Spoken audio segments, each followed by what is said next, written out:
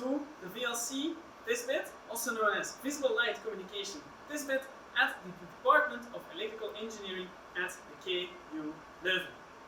Today I'm going to explain you the testbed I built for my PhD and also show you some features this testbed has for future wireless communication. And to start this demo, we should start by creating some light. Wait for it. Here it is. So, this testbed has 36 LEDs and 4 receivers that allow us to create a communication network based on visible light. So, by creating a wireless link via light.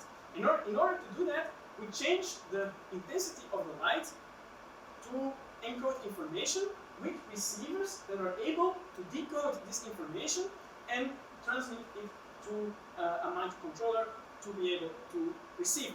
And in this way, we can create a wireless link.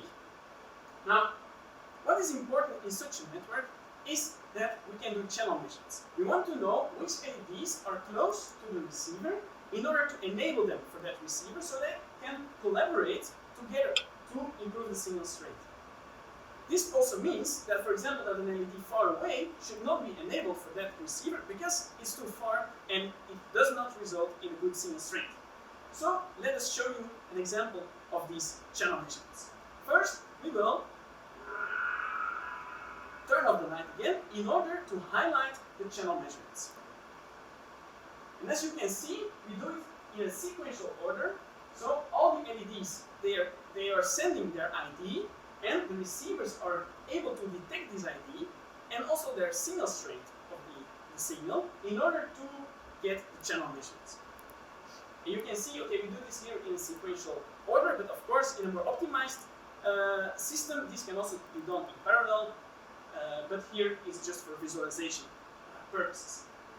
Now, what is also important in such a network is synchronization, because LEDs are connected to a microcontroller, and every microcontroller in this testbed controls 4 LEDs. So, if we want to make LEDs cooperate that are not connected to the same microcontroller, we need to synchronize these microcontrollers.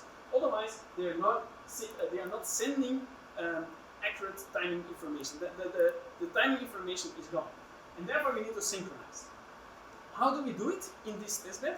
Is by using reflection of light. So we have a master node which sends a pilot signal, which is reflected on the ground and then detected by the photodiode which is mounted on this board. And in this way, by detecting the pilot signal, we can synchronize the two microcontrollers. I would say, let's check it out. So this board is the master, sends the pilot signals, and here we have the slave that detects it and blinks when the synchronization signal is received. So if we block the photodiode, you can see the LED stop blinking because the synchronization signal is not received. Also on this board we can do the same. So we can cover the photodiode and you can also see that then the synchronization signal is not received. By synchronizing them, we can letting them collaborate, and also in this way we can improve the performance. Now I talked about static nodes, but in this testbed we also have dynamic nodes, which can actually change their orientation. And let me show you a small demo about this.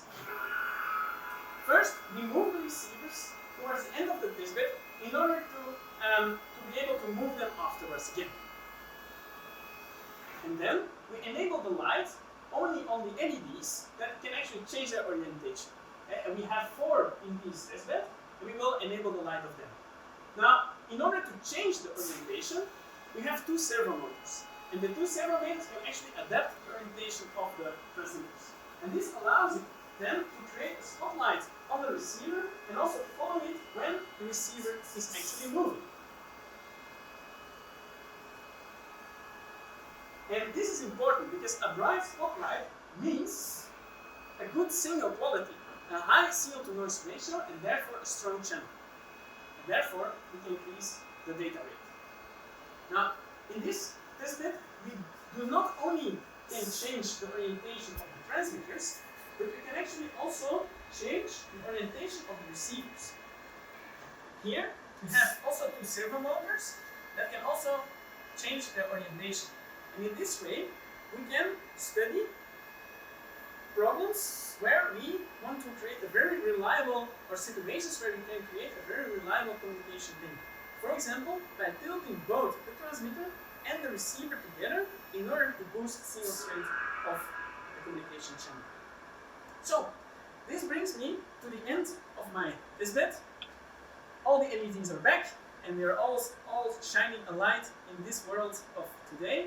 I hope you enjoyed this video, and I would like to thank you for watching.